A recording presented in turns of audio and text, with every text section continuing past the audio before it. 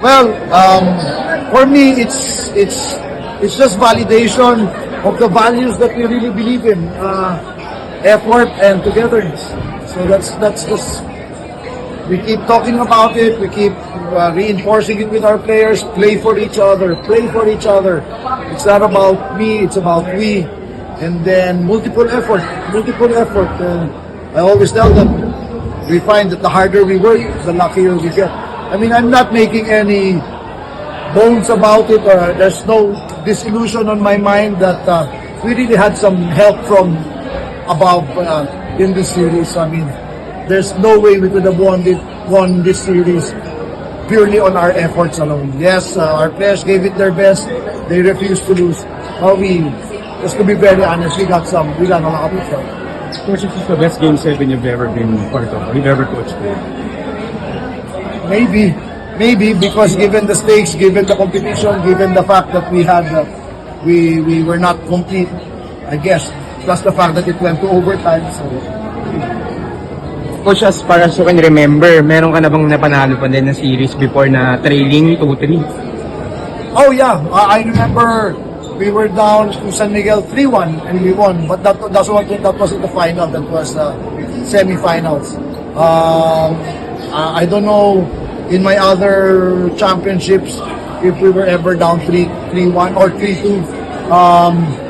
But like I said, for me, what happened in the past is small matters to what's in front of us.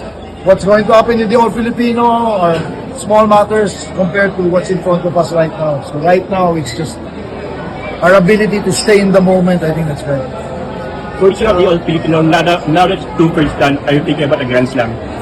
No, except for you guys keep mentioning it. So I don't think we can escape talk of it. But right now, we just want to enjoy this first and savor this. It took so much out of us. We're absolutely drained. So we need to rest and recover, and then we can think of the All-Filipino. How would you rank this championship, Coach? How would you rank?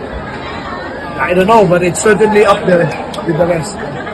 Coach, before the start ng final, sabi nyo, yun ang magkaroon ng legacy as coaches, yung nakikipahan.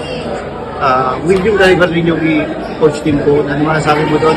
Ganito man, nasamit nyo na ba yung I don't think of the rivalry at all. Like I said, there's no way anyone can reach or approximate what Tim has done.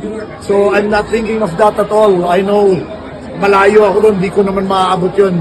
For me, it's just this team. For me, this championship is a tribute to this team, our players playing their best, the coaching staff working together. And if there's any kind of legacy that I can leave, is that I am a coach who's able to get the best out of his players. We may not have the best talent, the best players, but we can get the best out of them.